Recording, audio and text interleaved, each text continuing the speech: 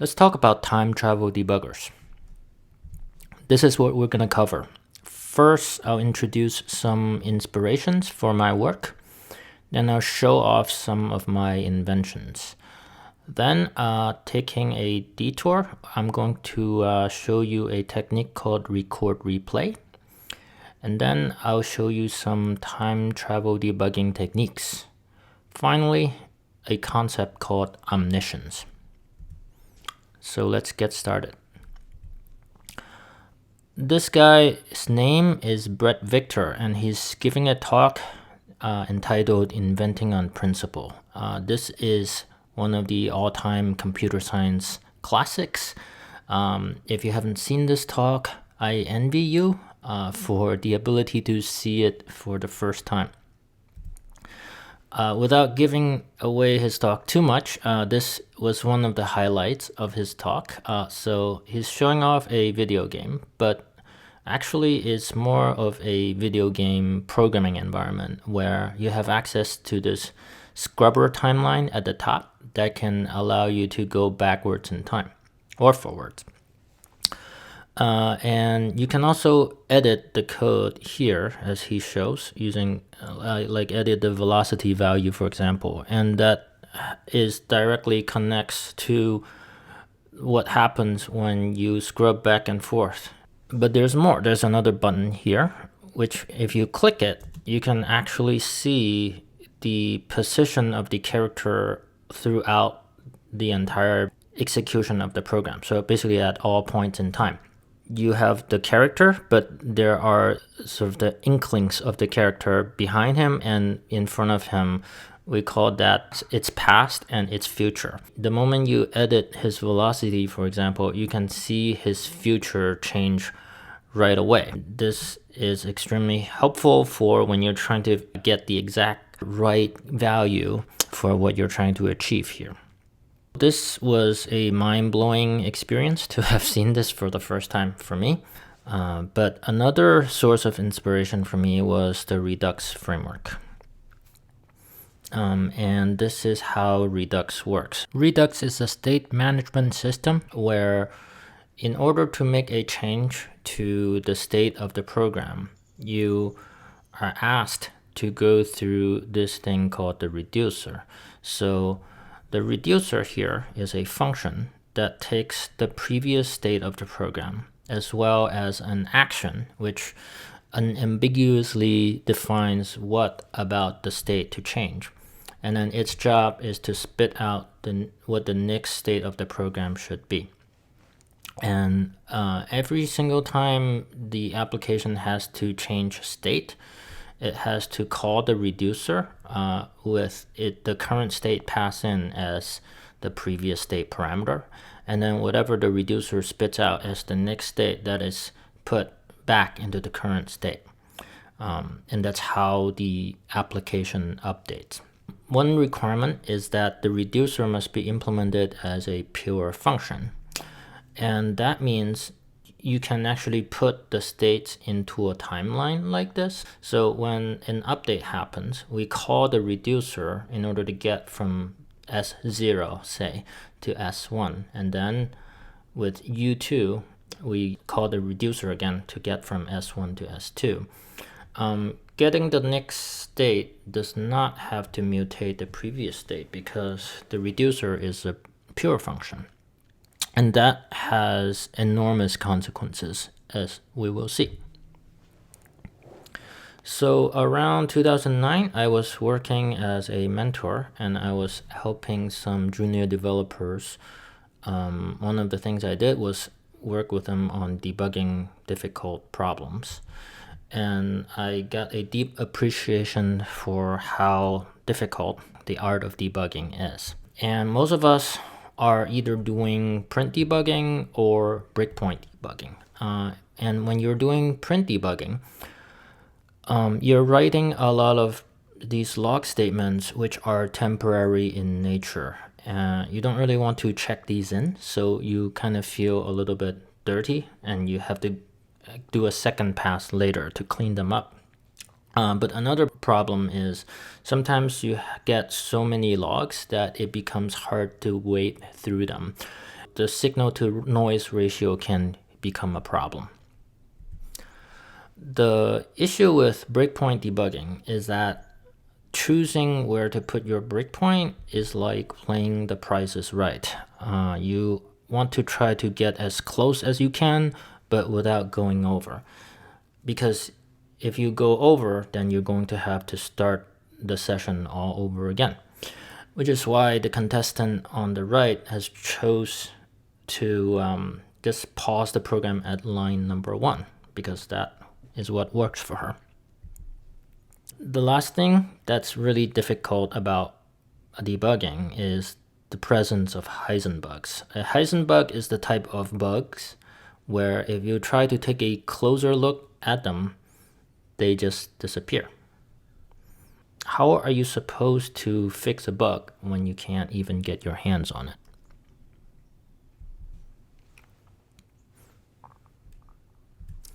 Around this same time, I was working on a programming language on the side, and I had this realization that I can build something like a Redux system in the core of the language, thereby enabling statement-level time traveling.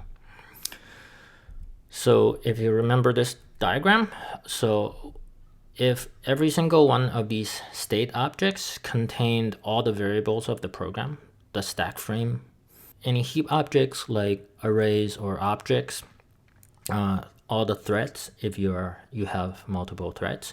If you just saved every single one of these states into a file somewhere, then you can trivially implement time travel debugging. This seems crazy to store so much information, right? But what the heck, it's a toy programming language. Let's try it and see what happens. And that's what I did. So this is me giving a demo of it. And you can see with this simple Fibonacci program like this, you can see this little arrow here that allows you to kind of step forward and backwards in time. Let me show that again. So this arrow can go into functions, out of functions, backwards, forwards. And when I convinced myself that it worked, I was amazed. Then I tried to make it do more substantial things, like this is a tic-tac-toe program with a minimax AI algorithm. At first, this just ran out of memory when I tried to run it, so I had to do some re-engineering of some major parts, but eventually I got this to work. I will show the debugging session for this later on in the talk, because that will be glorious, and I want to save the best for last. But incidentally here, it did manage to beat my friend Huiqi. Later on, after this experience, I wanted to implement the same feature in Python. However, with Python, it was impractical to save every single state because I would have to gut the Python's entire system in order to do it. So what I did instead was to save the updates that were coming in. Because if you can manage to save these updates, and each one of them contained information that allowed you to replay them onto a previous state, and you can just use some starting state as 0, that is as the default. And if you can replay all of these update arrows, then you can actually regenerate all the successive states on this timeline after the fact. And that's what I did for Python. The Python interpreter is written in C, so I had to brush up on my C programming skills, and I found all the places where state mutation was happening inside the interpreter, including when dictionaries are updated, when lists are updated, when functions are being called, etc., etc., etc.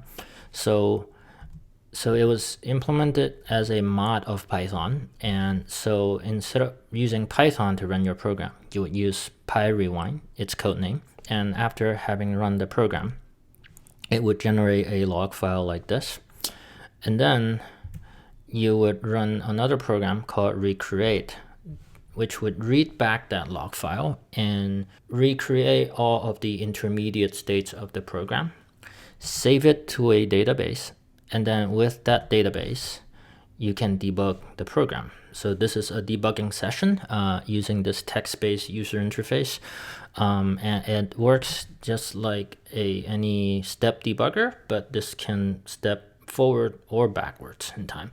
And the key difference between this and a normal step debugger is that when you're using it, you're not actually running the program, but you're just stepping through the different states that are in the database, which have already been pre-computed. I was so excited about this when I got it working. I emailed my former professor at Georgia Tech about it, and he pointed me to the prior art in this space. It turns out that I am not the first person to have done this. There have been a large body of work around time travel debugging, and I went to work and I dug into this literature.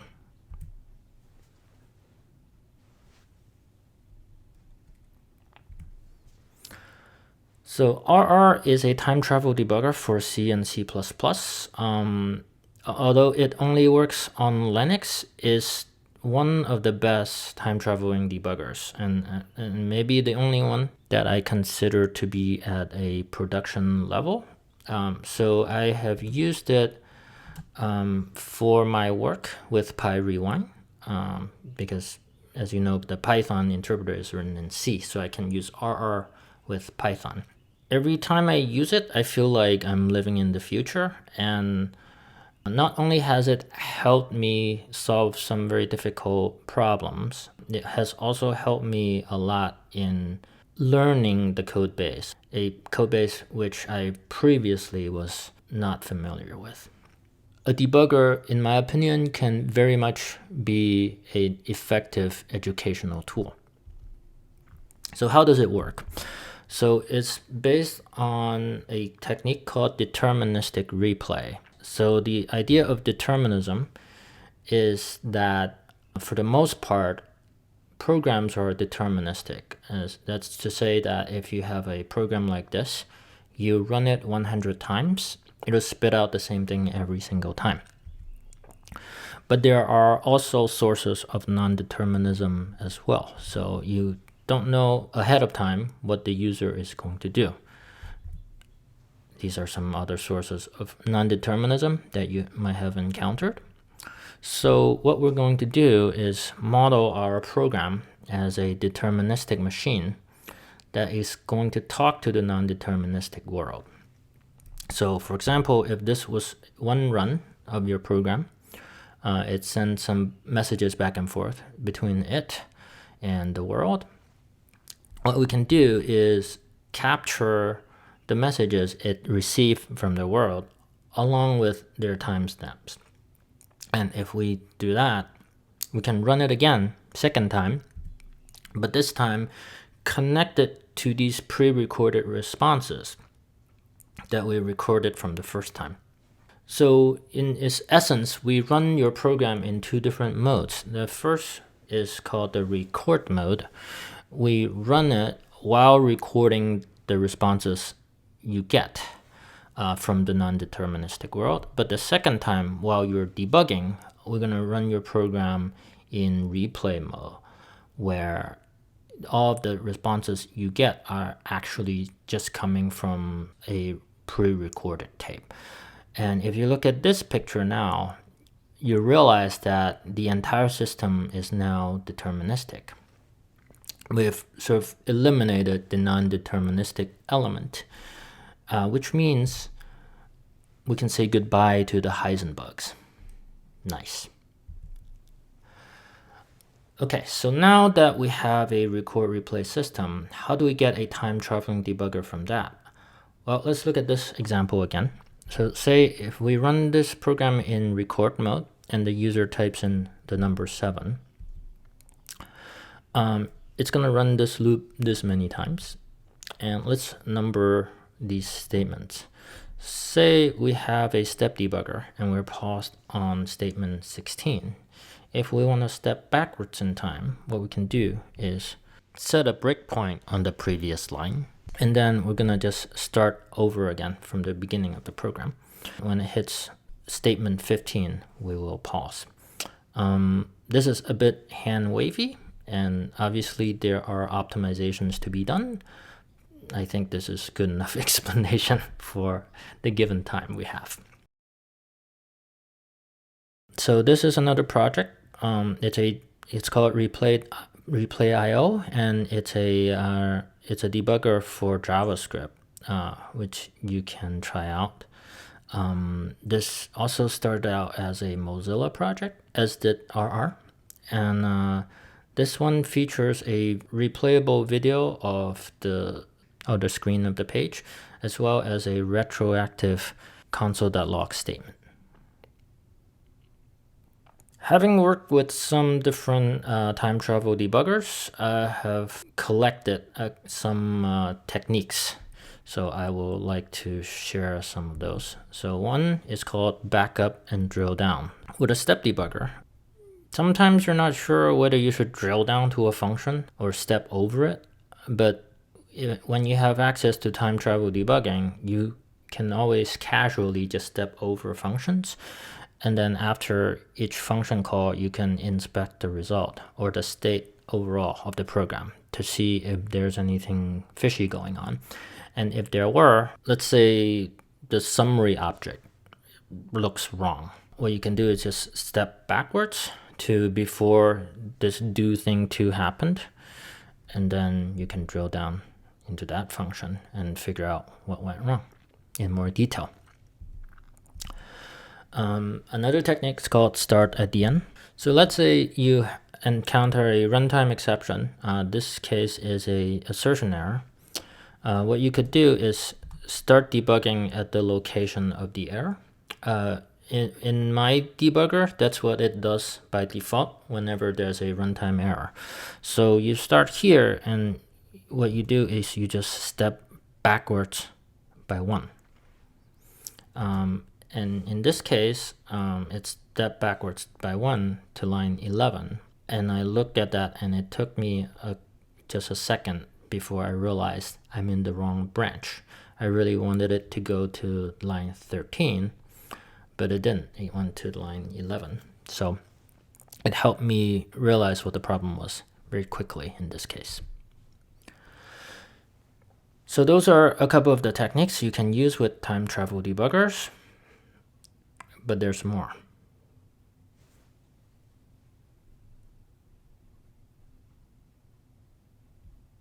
I consider Bill Lewis to be the father of time travel debugging due to this paper he wrote in 2003. In it, he coined the term omniscient debugging. And the word omniscience means all-knowing, but Bill uses it to mean that you have access to the state of the program at all points in time beforehand. And when you have this capability, it allows you to rethink what the user interface of a debugger can be. In Brett Victor's demo, here he showed us one of these examples. Here we can see the position of the character at all points in time. Bill Lewis himself, he's going to show us another example. So I was fortunate to get a Zoom call with him, and here he shows me this thing, which he calls the historical outline of the program. So this looks like a stack trace, but unlike normal stack traces, which only indents to the right, this one actually outdents back to the left. And the reason it does that is because we have already executed the program from beginning to finish, which means every single method that has started running, you know how it ends as well. So you can see every single method that was called. We can also know its return value. And every open tag also has a end tag as well, similar to HTML. So you can click around on this timeline to jump to different places in the program's execution And in the center here, it'll also jump you to the line of the source code at that point in time in the outline, as well as all the local variables, what their values were at those points in time. I was fascinated with this concept, and I took this idea and I gave it a different take. This is what I call the zoomable debugger. It's inspired by the Mandelbrot set Fractal as well as Google Earth. So here we're looking at the entry point of the program, which is the main function, and we can zoom down onto it. And when we get close enough, then we can see what actually happened within the function. And we are calling another function called play game, so we will zoom into that and see what actually happened. And here we can see the tic-tac-toe game being played, and we can see it move by move what happened. I unrolled the while loops, and this allows us to see sort of the progression of the game all within one plane rather than having to click nix and nix. And I like the idea of debugging at the high level first. If something looks wrong at a high level, then you can drill down by zooming in to see how that move went wrong, for example. So if we suspect something fishy went on, we can see how the AI actually calculated its move. Here we can see it's imagining some different moves and evaluating them with some sort of scoring system and so forth. Another feature that's possible with omniscience is the object timeline. So here Bill is showing me, he's singling out this vector, which in Java that's like a synchronized array. So you can just think of the vector as an array that has a number of elements to it. And there are these forward and backward buttons that if you click them, it'll go to the next or previous update of this vector. You see, you click next, and then we got another element inside of the vector. And you can press previous to get the previous state. And not only that, it'll jump you in the source code to the line of code that caused that update. You can imagine this being extremely helpful because many times in debugging, you're confronted with this erroneous value. The next question you would ask is, who put this here? With this feature, you can just hit the back button, the previous button. It'll jump you backwards until the moment where this erroneous value got put into this object. And it'll also show you the exact line of code that did that. There's another omniscient debugger called Pronosco, which is from the people who brought you RR, also built on top of RR. So a couple of features I want to show off. One is called data flow. Data flow is a way of tracking how a value got here. So in this case, there was a zero, a null value that was unexpected. It caused a crash. So you can click on this null value, and then here down at the bottom left, you can see all of the data copy operations that caused this null value to be here at this point in time. And this is something that you would have had to do in a very manual way. Like, why is this null value here? You would read the source code and try to find where this variable got its value from previously in the code, and probably either using print debugging or breakpoint debugging, and you probably have to restart the program several times. But here it just automated all of that for you and gave you a list of the entire causal chain. Another feature in Pronosco is the call history. So you can search for the name of a function and it'll show you all of the times that this function has been called throughout this run of the program. And it'll also show you all the different parameters that this function was called with. And you can click into them, and when you do, it'll jump you into that line of code. along with all the variables on the stack, etc. So looking back, it occurred to me that some of the most important advances in computer science are actually coping mechanisms for the fact that debugging is hard. If you think about how many human hours that have been put into these technologies, what if we took some of those resources and put it into solving debugging itself? What if debugging was not hard anymore? What would computing be like?